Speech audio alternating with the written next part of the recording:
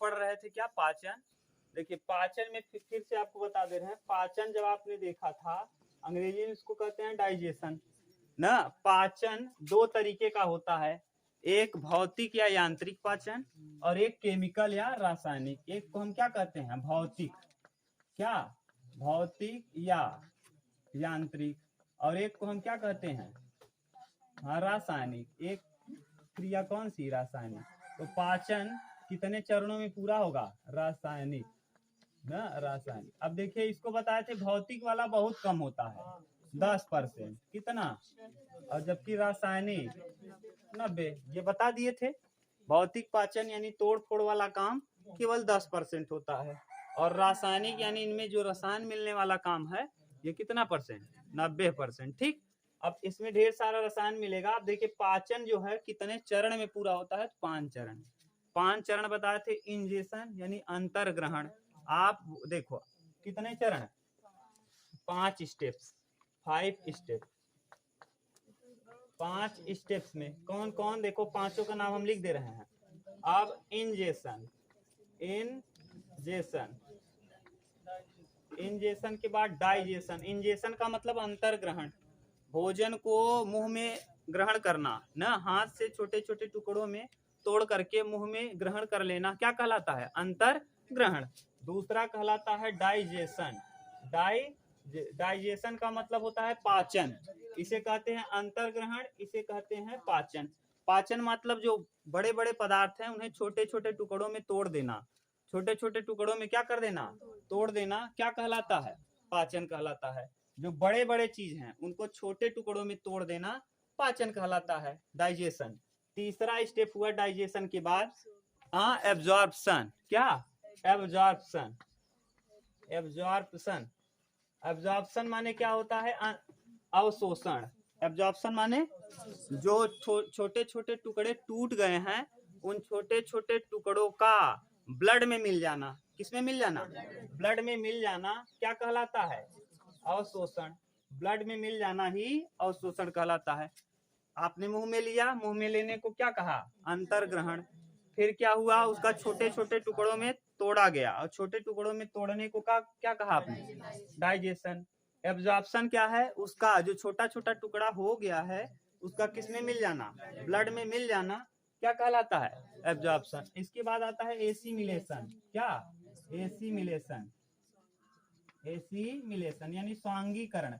अब जो ब्लड में मिला हुआ है, जो ब्लड में छोटे छोटे टुकड़े मिल गए हैं ना किसी भी माध्यम से, उसका पूरे कोशिका तक पहुंचना ना, जो छोटे छोटे टुकड़े ब्लड में मिले हुए हैं ब्लड के माध्यम से पूरे शरीर के कोशिका में पहुंच जाना, क्या कहलाता है, स्वांगीकरण कहलाता है। क्या कहलाता है, स्वांगीकरण। उसके बाद अंतिम स्टेप होता है बहिक्षेपण ना। बहिक्षेपण को क्या कहते हैं, एक्सक्रेशन।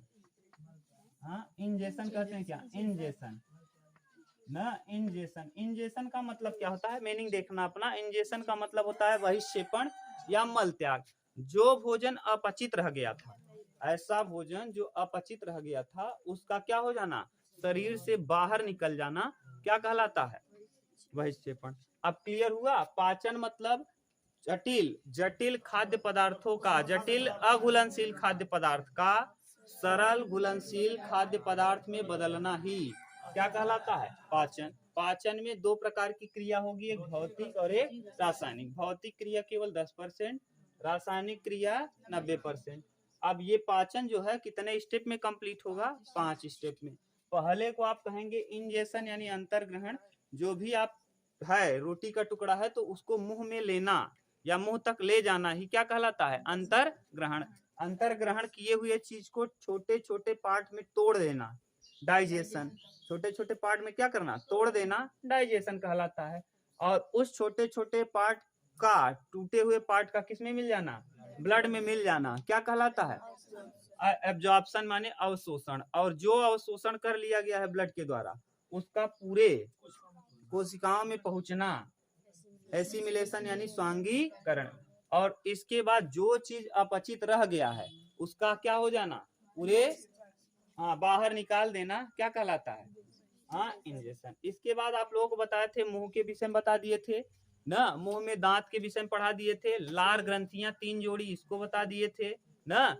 लार ग्रंथि में पायलोरिक था ना, पायलोरिक किस माने पायलोरिक कह रहे हैं, लाइसोजाइम, हाँ लाइसोजाइम था, टाइलिन था, डाइस्टेज था, म्यूलिन था ना। और एक और था जो सांप में किसका काम कर रहा था, पैरोटिड, पैरोटिड ग्लैंड था, जिससे क्या पैरोटिड ग्लैंड जो कि क्या निकालता था, जो सांप में विष का काम करता था। यहाँ तक आप लोगों ने देख लिया था। इसके आगे शायद ग्रसनी भी देख लिया था। ग्रसनी जो होता है वह सहमार्ग होता है, किसका, भोजन और वायु दोनों का सहमार्ग। भोजन और वायु उसी के माध्यम से जाते हैं।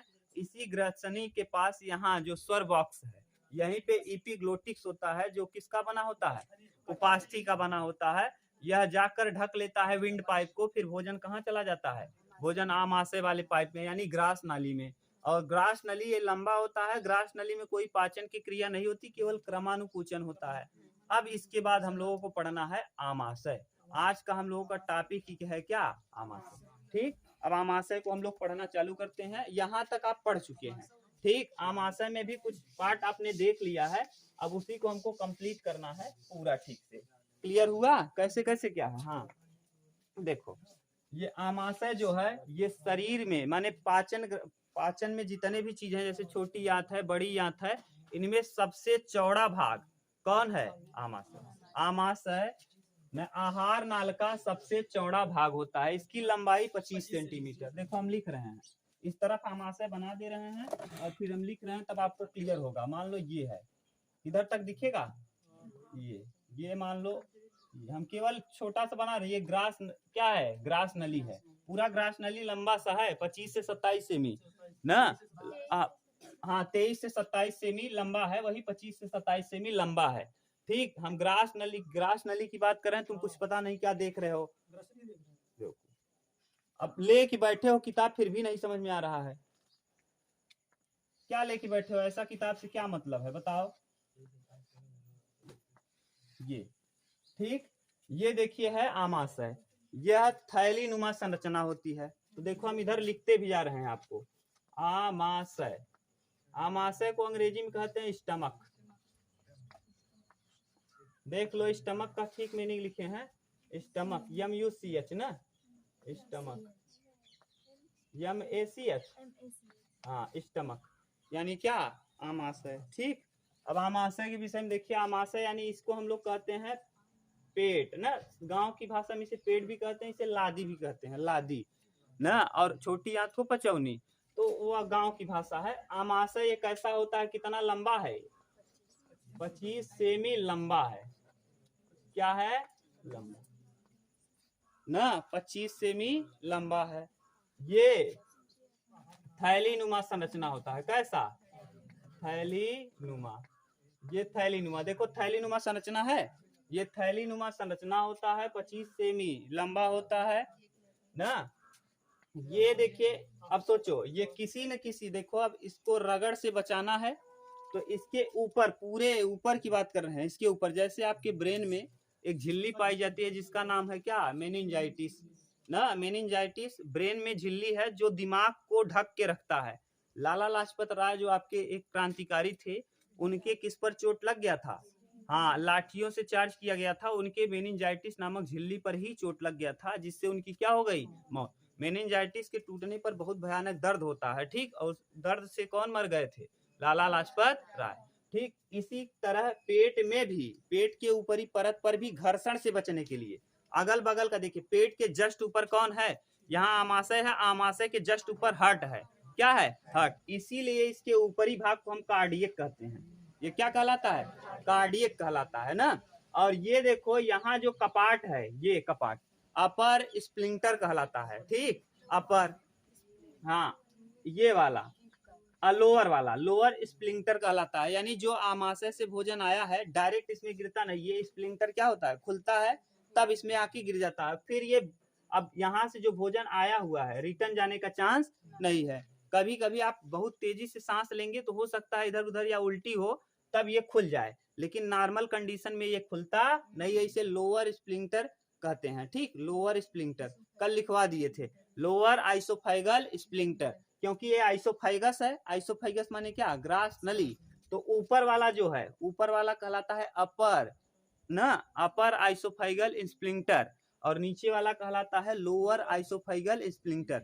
अपर कहने का सेंस क्या है, अपर वाला दो चीजों को अलग कर रहा था, हवा वाला चीज हवा में जा रहा था, खाना वाला खाना वाले में, ये ढका रहता था, ठीक। और नीचे जब भोजन आना चालू होगा, यहाँ ध्यान से सुनो, जैसे ही ये भोजन किसमें से आया, ग्रास नली से किसमें इंटर किया, आमाशय के पहले भाग में, कार्डियक में। जब कार्डियक में इंटर करेगा तो ये खुल जाएगा, और खुल करके भोजन कहाँ गिरेगा, कार्डियक वाले भाग में।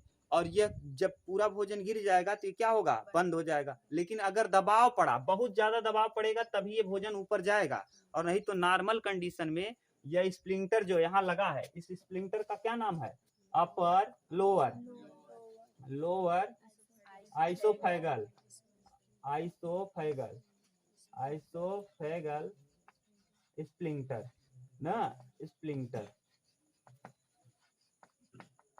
Lower आइसोफेगल splinter. अब ये थैलीनुमा संरचना आमाशय है, ठीक। अब आमाशय के कितने भाग आपसे पूछ लेगा, तो आमाशय के अब देखिए इसके ऊपर जो चढ़ा हुआ परत है, ये ऊपर वाला, हम अंदर की बात नहीं कर रहे हैं, सिरोसा कहलाता है। क्या कहलाता है, सिरोसा, सिरोसा ना। और इसी में देखो, इसी ये सिरोसा परत है या झिल्ली है, सिरोसा झिल्ली मान लो, ये किसके ऊपर चढ़ा है, पेट आमाशय के ऊपर, आमाशय के ऊपरी दीवार पर चढ़ा हुआ, जो घर्षण से बचाने का काम करता है, ठीक। सिरोसा नामक क्या है, झिल्ली।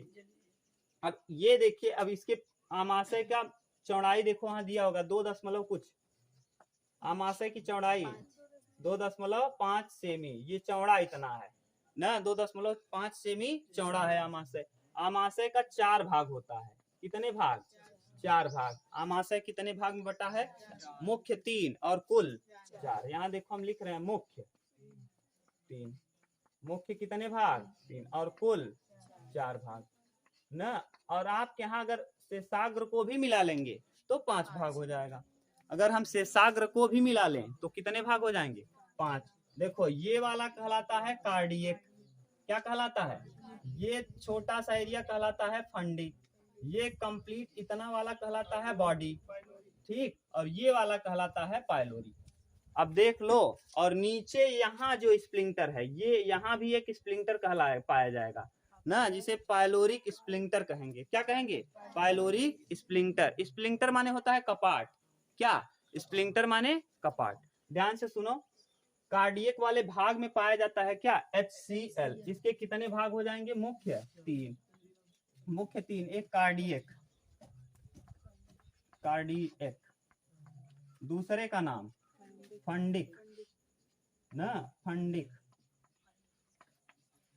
और तीसरे का नाम, कार्डियक के बाद फंडिक, फंडिक के बाद बॉडी लिखिएगा, शरीर, बॉडी या शरीर। और यही पूछा गया पेपर में प्रश्न है, ठीक। आमाशय का सबसे बड़ा भाग कौन है, शरीर, बॉडी। यही प्रश्न पीसीएस में पूछा गया है, ठीक। एकदम बिल्कुल डिक्टो यही प्रश्न पूछा गया है।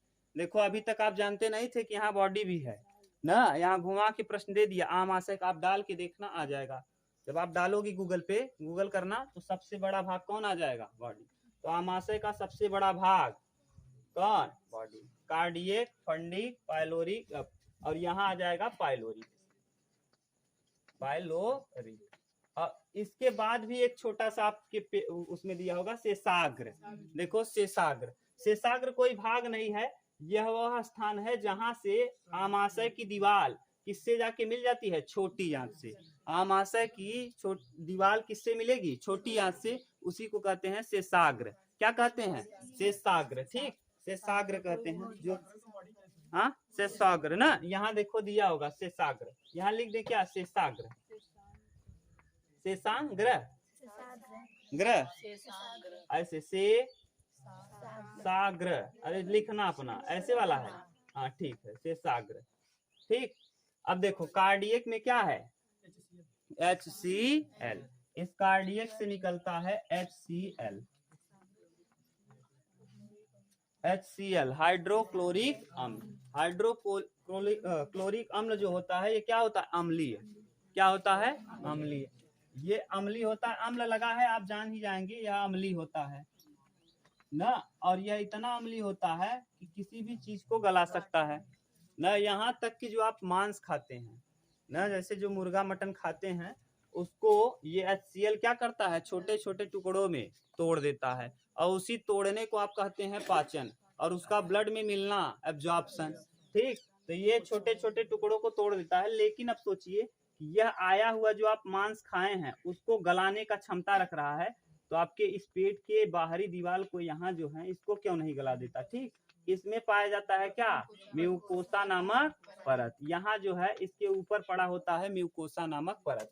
तो इसी के पेट के बाहरी अंदर वाले दीवार पर, ऊपर वाले पे है सिरोसा और अंदर वाले दीवार पर है म्यूकोसा। आंतरिक दीवार पर, पेट के आमाशय के कहा, आंतरिक दीवार पर, आंतरिक दीवार पर होता है म्यूकोसा। म्यूकोसा, ये म्यूकोसा नामक परत क्या करता है, आपके ना, आपके आंतरिक पेट को HCl से बचाने का कार्य। अगर ये म्यूकोसा ना होता तो आपका पेट का जो आंतरिक भाग है क्या होता, जल जाता। कभी कभी आदमी खूब ज्यादा खाना खा लेता है या भोजन कर लिया तो HCl की मात्रा ज्यादा निकल जाता है। किसकी मात्रा, HCl की मात्रा। और HCl की मात्रा ज्यादा निकलने की वजह से इस जगह पे कहीं पेट के किसी भाग में छोटा सा घाव हो जाता है। क्या हो जाता है, घाव, जिसे हम लोग कहते हैं अल्सर। क्या कहते हैं, अल्सर। ये घाव जो हो जाएगा, ये HCl क्या हुआ, इतनी ज्यादा मात्रा में निकल गया कि इसकी मात्रा इतना अधिक हो गया कि ये पेट के दीवार को टच ही कर गया, और जब टच कर गया म्यूकोसा बचा नहीं पाया, और जब नहीं बचा पाया तो यहाँ घाव हो जाएगा, और उसी घाव को कहते हैं अल्सर। क्या कहते हैं, अल्सर। ये क्या हो गया, घाव, अल्सर है, अल्सर ना। और अल्सर जब हो जाएगा तो आपके लेटरिन के माध्यम से क्या निकलेगा, ब्लड। ठीक, ब्लड निकलना चालू हो जाता है, इसी को कहते हैं डॉक्टर, इनको क्या हो गया है, अल्सर।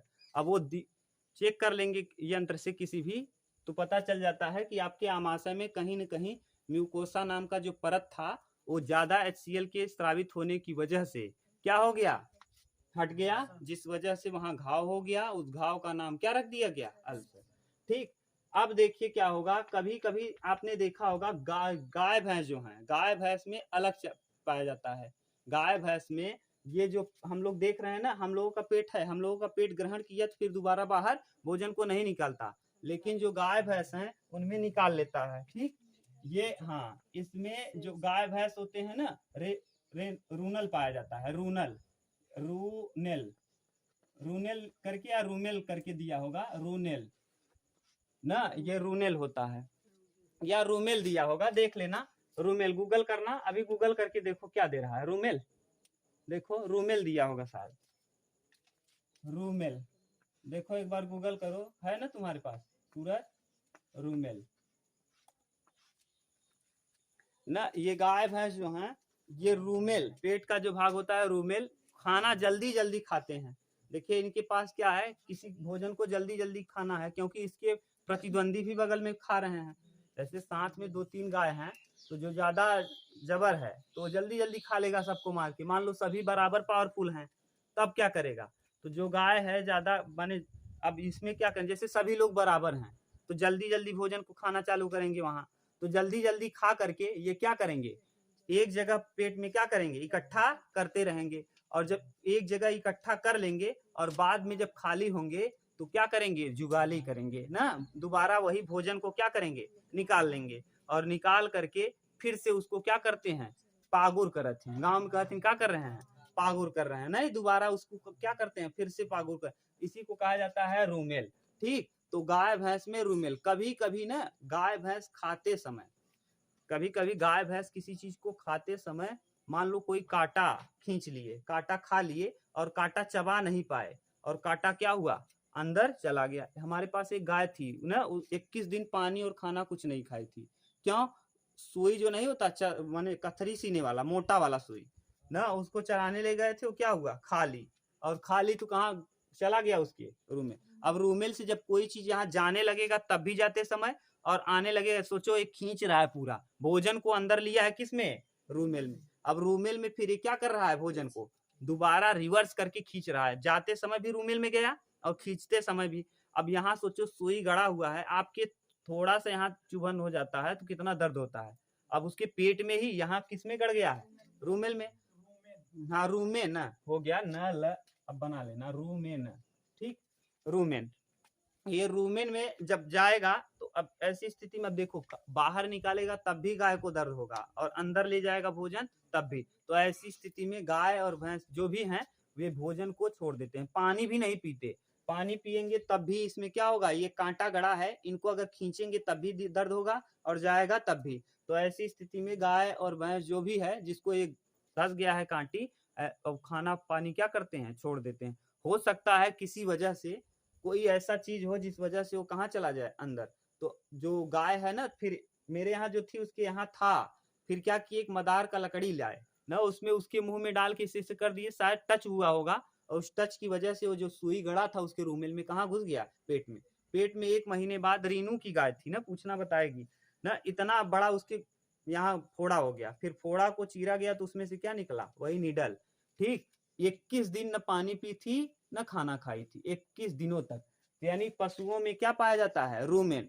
इस रूमेन में पशु एकदम डायरेक्ट भोजन को रख लेते हैं कि अस्थाई रखते हैं, अस्थाई, अस्थाई रख लेते हैं कि अस्थाई, अस्थाई रखते हैं, अस्थाई, ठीक। इसमें कैसे रखते हैं, अस्थाई रूप से। जब ये खा पी लेते हैं तब क्या करते हैं, कुछ टाइम बाद जब खा पी के आ जाएंगे तब ये बैठेंगे, तो अपना इस भोजन को फिर रूमेन से क्या करेंगे, बाहर निकालेंगे, और बाहर निकाल करके फिर उसका क्या करेंगे, जुगाली। और जुगाली में पूछता है कौन सी गैस बाहर निकलती है, कार्बन डाइऑक्साइड गैस। ये भी प्रश्न पूछा था कि पशुओं के द्वारा जुगाली करने पर किस गैस की मात्रा बढ़ जाती है, कौन सी गैस, कार्बन डाइऑक्साइड गैस की मात्रा बढ़ जाती है, ठीक। अब देखो आगे यहाँ हम लोग देख रहे हैं किसके विषय में, कार्डियक। ये तो था छोटा सा पशुओं के विषय में बता दिए। कार्डियक वाले भाग में है क्या, HCl। ये HCl क्या करता है, किसी भी चीज को तोड़ देता है। अब सोचो आपके मुख से भोजन जो आया है उसमें एक लाइसोजाइम था, लाइसोजाइम नामक एंजाइम। उस लाइसोजाइम का काम ही था कीटाणुओं को क्या करना, मारना, कीटाणुओं को नष्ट करना। तो गांव में जैसे कुछ लोग हैं ना, जिस तरह गांव में भी लोग हैं वैसे कीटाणु भी हैं। गांव में कोई लोग हैं मत आइए कहिए तब भी हेहर की तरह क्या होंगे, आपके घर बार बार आते रहेंगे। ठीक वही काम करते हैं कीटाणु। कुछ कीटाणु ऐसे होते हैं जो ज्यादा पावरफुल हैं, तो उनको ये जो लाइसोजाइम है ये मार नहीं पाता।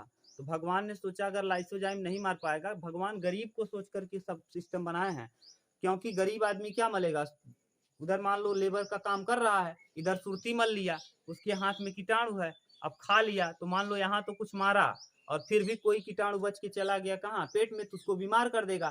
तो इसीलिए भगवान ने पेट में पहले ही भाग में दे दिया है किसको, HCl। अब ना तो क्या करेगा, ये जला देगा। तो HCl में 2-3 काम होता है। जो कीटाणु खतरनाक थे, यानी जो पावरफुल कीटाणु थे, उनको HCl क्या करता है, मार देता है। तो माने कीटाणुओं को मारना, बचे कीटाणु को, बचे कीटाणु को क्या करना, मार देना, बचे हुए कीटाणुओं को मार देना। और आपके जो लाइपेज था, लाइपेज एमाइलेज ट्रिप्सी, लाइपेज कह रहे हैं, लार में लाइसोजाइम ना, लाइसोजाइम टायलिन जो आपका निकला था, टायलिन जो मंड या चोकर का पाचन कर रहा था उसको निष्क्रिय कर देता है। ये HCl क्या करेगा, निष्क्रिय, किसको, टायलिन को। तो यहाँ काम किसका होगा, टायलिन, और ये टायलिन को क्या कर देगा, निष्क्रिय कर देगा, कौन,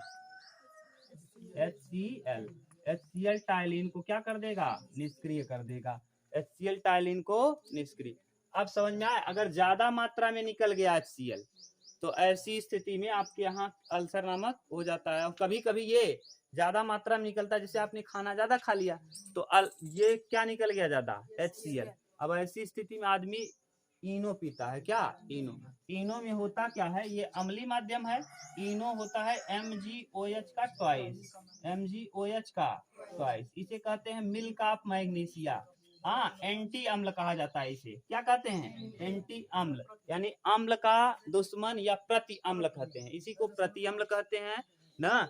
इसी का नाम है एंटी अम्ल, इंग्लिश में एंटी अम्ल, हिंदी में प्रति अम्ल। इसी को मिल्क ऑफ मैग्नीशिया कहते हैं। इसका pH 8 ना 10.5 होता है। यह क्या करता है, भोजन को जो ज्यादा अम्ल हो गया है उसको निष्क्रिय करके, ये नहीं करेगा खत्म कर देगा अम्लीय माध्यम, अम्लीय माध्यम खत्म कर देगा गड़बड़ हो जाएगा, लेकिन जो ज्यादा अम्ल निकल गया है आपके राक्षस की वजह से, ना ज्यादा खाइल है ना, ज्यादा खाने की वजह से ये जो ज्यादा अम्ल निकल गया है, इस अम्ल को मेंटेन कर देगा कौन, MgOH, यानी इनो जो आप पिएंगे वो क्या कर देगा, इसको मेंटेन करके रख लेगा।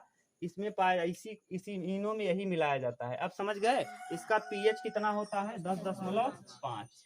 समझ गए, 10.5। ये अम्लीय, जो ज्यादा अम्लीय माध्यम है उसको क्षारीय। जैसे आप लोग कभी कच्ची ढकार आ रहा है, इसका मतलब वो अम्ल ज्यादा निकल गया है, जिस वजह से क्या आने लगा है, कच्ची ढकार। तो उसी को दूर करने का काम कौन कर देता है, MgOH का ट्वाइस। अब ये देखिए इसका नाम कार्डियक क्यों है, ध्यान से सुनो।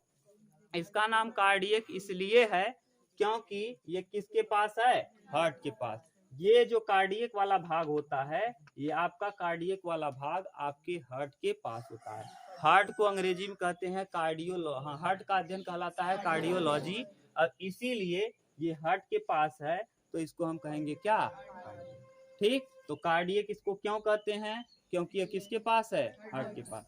अब आ जाएगा भोजन, देखिए इसमें अब आमाशय में भोजन पूछेगा कितने घंटे रहता है, तो 4 घंटे, 3 से 4 घंटे। आमाशय में जो भोजन है ये 3 से 4 घंटे रहता है, ठीक। अब ये कार्डियक के बाद भोजन प्रवेश करेगा फंडिक में, कहाँ, फंडिक में। ये फंडिक में जब प्रवेश करेगा तो इसमें एक संरचना पाई जाती है अंगुली नुमा, जिसे रूजी कहते हैं। क्या कहते हैं, रूजी। तो फंडिक में रूजी नुमा संरचना होती है, रूजी, RUDGII ना, रूजी। ये रूजी क्या होती है, अंगुली नुमा संरचना है। जब आपने भोजन खाया तो देखो ये अंगुली की तरह खड़ा हुआ है ना, इस तरीके से।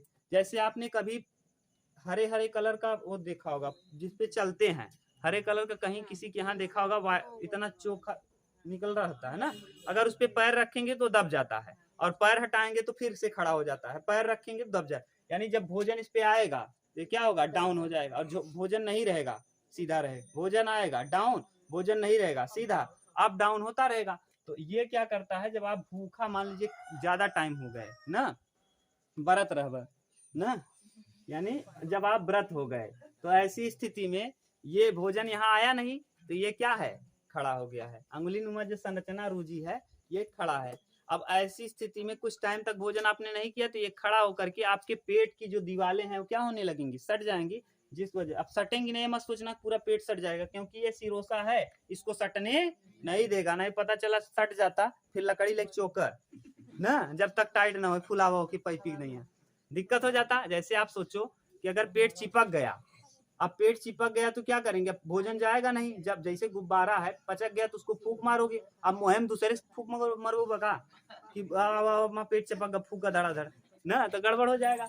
यहाँ सिरोसा है, और सिरोसा में ही रूगे लिखवाए हैं, रूगे। एक देखो रूगे करके लिखवाए होंगे, RAGUE, रूगे। ये है, इसको चिपकने से बचा लेता है, ठीक। ये बहुत मोटा परत होता है ना, और ये सबसे महत्वपूर्ण भाग होता है इसका ना, आमाशय का। समझ गए, पूरे इसमें पाया जाएगा। अब देखो ये कार्डियक, फंडिक। फंडिक में कौन सा रचना है, अंगुली नुमा। अब जैसे आप व्रत हैं तो यहाँ भोजन है नहीं, तो ये क्या हो जाएगा, टाइट। तो आपको पेट में क्या करेगा, चुभन। तो कहते हैं खाना नहीं खाए ही पेट चौकता ना, खाना नहीं खाए हैं क्या कर रहा है, पेट में चुभन हो रही है। तो किसकी वजह से, चूहा कूद रहा है। ये भी कहते हैं कि खाना नहीं खाए हैं पेट में क्या हो रहा है, चूहा। किसकी वजह से चूहा कूद रहा है, फंडिक की वजह से। किसकी वजह से, फंडिक की वजह से। अब आ जाएगा कौन, बॉडी। ये शरीर का सबसे बड़ा भाग होता है। इसके बाद हम लोग देख रहे हैं कौन, पायलोरी। अब पायलोरिक में, पायलोरिक को समझने के लिए अलग से थोड़ा सा बनाना पड़ेगा, क्योंकि इस तरफ से लीवर बिलुरुबिन नामक क्या छोड़ेगा, लीवर पित्त की थैली से पित्ताशय निकालेगा, और इस तरफ से अग्नाशय लैट, लाइपेज, एमाइलेज और ट्रिप्सिन पूर्ण पाचक रस निकालेगा। अब उसको हम समझेंगे, पहले इतना उतारिए आप, ठीक। चौड़ाई कितना है आमाशय का, 4.5, इसको बना देना, ठीक। अब ये कार्डियक आपने देख लिया, कार्डियक में HCl निकलता है, बड़े बचे हुए कीटाणुओं को मार देता है, टायलिन के प्रभाव को निष्क्रिय कर देता है। ये अगर ज्यादा आपने भोजन कभी कर लिया तो ऐसी स्थिति में अम्ल की मात्रा ज्यादा हो जाती है। उस अम्ल की मात्रा को कम करने के लिए इनो पिया जाता है, जिसमें MgOH का ट्वाइस होता है, जिसका pH 10.5 होता है। यह कार्डियक भाग हृदय के पास होता है, इस वजह से इसे क्या कहा जाता है, कार्डियक। ठीक, हृदय का अध्ययन हम लोग कार्डियोलॉजी करते हैं और यह हृदय के पास होने की वजह से इसे हम कार्डियक करते हैं। यह इसकी परत को नहीं गला सकता क्योंकि इसके ऊपर म्यूकोसा पाया जाता है। कभी कभी इस म्यूकोसा में ज्यादा HCl के स्राव से घाव हो जाता है जिसे हम अल्सर कहते हैं। ठीक, ये रूमेन देखिए, रूमेन में आपने भोजन को देख लिया, पशु जो है ये अस्थायी रूप से भोजन को कहाँ रखते हैं, रूमेन में। और पहले देखिए अब अकेले 3-4 पशु हैं तो जल्दी जल्दी खा लेंगे क्योंकि उनको जल्दी जल्दी खाना भी है। 4-5 पशु एक साथ खा रहे हैं। कभी आप गए होंगे चराने तो वहां देखे होंगे कि एक साथ अगर 4-5 हैं तो अगर ज्यादा घास है तो क्या करेंगे, जल्दी जल्दी जल्दी जल्दी खा लेंगे और खा के कहाँ रख लेंगे, रूमेन में। और रूमेन से फिर निकाल करके वे दोबारा उसको क्या करेंगे, चबाएंगे, जिसे हम लोग जुगाली कहते हैं या गांव में कहते हैं पागुर करना। और फिर ये जो चबाएंगे दोबारा, ये कहाँ जाएगा, रेटिकुलम में। कहाँ जाएगा, ये रेटिकुलम अस्थायी रूप से जाएगा, रेटिकुलम में अस्थायी रूप से चला जाएगा। अब यहाँ से यह भोजन का पाचन होगा। ठीक, अब हम लोगों को देखना है किसके विषय में, पाइलोरिक के विषय में। यह आमाशय के विषय में कंप्लीट हुआ। अब देखिए हम इधर मिटा रहे हैं, पाइलोरिक यहाँ नीचे लिख देंगे अलग से ना। कार्डियक हो गया, फंडिक हो गया, और देखना है किसको, पाइलोरिक को। हाँ, शेषाग्र वाला अंतिम बता देंगे। पाइलोरिक देखो, पाइलोरिक क्या है, आमाशय का भाग, आमाशय का भाग में आपने देखा कौन कौन, कार्डियक ना, 60 में लिख रहे हैं, फंडिक, पाइलोरिक। अब देखिए इसी पाइलोरिक को हमको समझना है, पाइलोरिक। इस पाइलोरिक में देखिए जठर ग्रंथि पाई जाती है।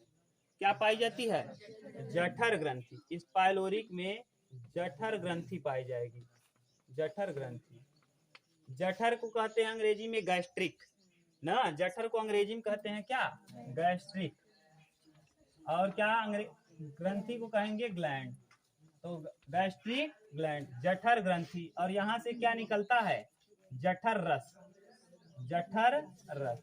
और जठर रस को कहेंगे gastric juice, gastric juice, gastric juice.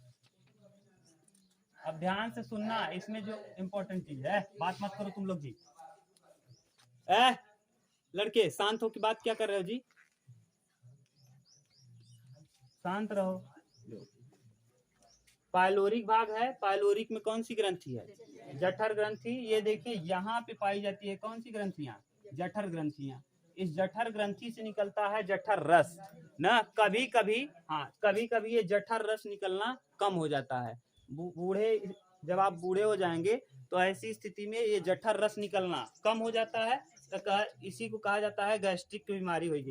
कितना बीमारी, गैस्ट्रिक। इनको किसकी बीमारी हो गई, कौन काम नहीं कर रहा है, गैस्ट्रिक काम नहीं कर रहा है। यही गैस्ट्रिक ग्लैंड से 2 प्रकार के एंजाइम निकलते हैं, रेनिन और पेप्सिन। क्या निकलता है, एक निकलता है रेनिन और एक निकलता है पेप्सिन। क्या निकलता है, पेप्सिन।